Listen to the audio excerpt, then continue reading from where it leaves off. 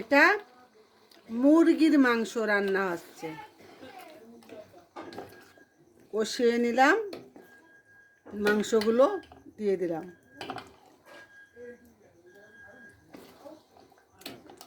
মাংসগুলো তোমরা কি করেছো? এত মশলা কেন দিছো? এত মশলা দিয়ে তো কোনো মানে খাবার, সেটা তো শুধু মশলা মশলা হয়ে যায়। যেটা মাংস সেটাই তো থাকে না। এত মশলা কেন দাও? আমি তো সবসময় বলি মশলা দিও না, তো যেটুক লাগবে ততটুক, তো অনেক হয়ে গেছে। বন্ধুরা, আমি সবসময় কম মশলা দিয়ে রান্না করি, আপনারা জানেন।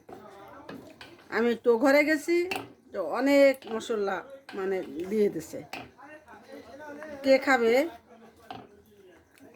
ছেলেমেয়েরা তো এত মশলা খায় না।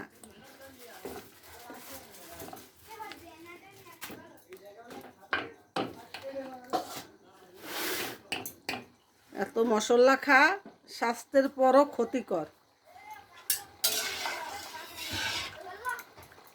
তেল উঠেছি, নামিয়ে নিচ্ছি। ধন্যবাদ। যদি ভালো লাগে লাইক কমেন্ট শেয়ার দিবেন, সাথে থাকুন বন্ধুরা।